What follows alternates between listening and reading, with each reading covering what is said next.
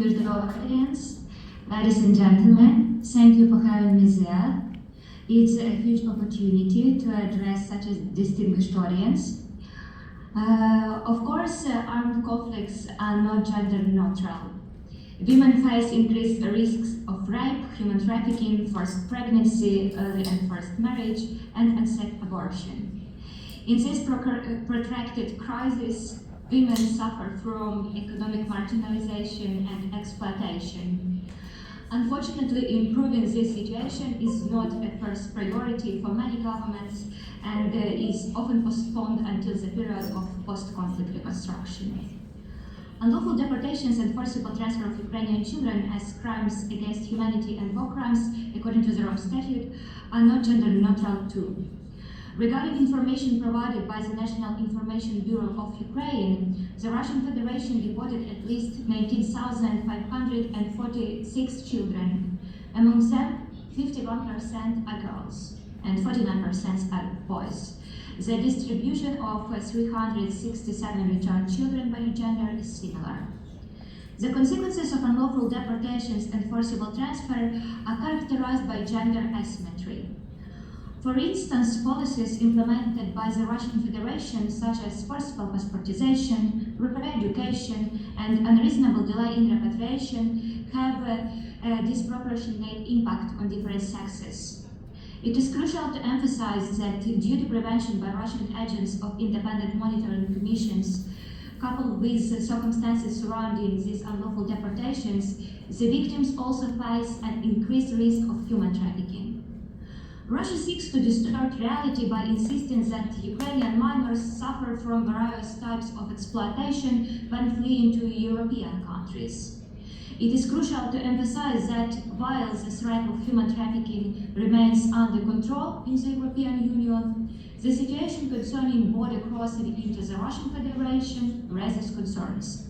In 2022, the Russian Federation was included in a list of states implementing a policy or scheme of human trafficking and forced labor, wherein security forces recruit child soldiers. Underage girls are characterized by a high risk of sexual exploitation. 71% of the victims of the human trafficking are women and girls, with minors from this group being 3/4 of all victims of human trafficking. The Regional Center for Human Rights recorded cases of unlawful deportation of Ukrainian girls to Republic of Dagestan and Chechen Republic. Taking into account the vulnerable situation of minors and significant cultural and religious differences, the risk of forced marriages, forced pregnancies increases. As for the imposition of the Russian citizenship, a Russian passport becomes a sentence for certain categories of unlawfully deported Ukrainian children. For orphans and those deprived of parental care, it opens opportunities for illegal adoptions. For teenage boys, it seals their fate as potential cannon fodder, and it poses the impossibility of leaving Russia after coming of age due to military duty. We have already documented cases of Asian armies used to deported Ukrainian children on the brink of adulthood. Forcible mobilization constitutes a separate war crime. Arbitrarily keeping children under its control, the Russian Federation used this time for their re-education, Russification, and militarization.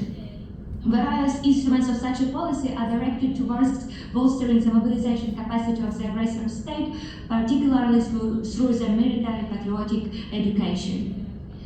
Unjustifiable delay in repatriation of Ukrainian children also has gender unbalanced consequences. Specifically, Russian authorities impose additional conditions for return of Ukrainian minors, such as continuation of children's education in Ukraine in Russian language, preventive conversations with minors without the participation of a legal representative, interrogations of parents by representatives of law enforcement agencies, forced nudity, and even unlawful confinement. Women, mothers, grandmothers, sisters encounter these obstacles more frequently due to the complicated procedure for crossing the state border during martial law for men of conscription age.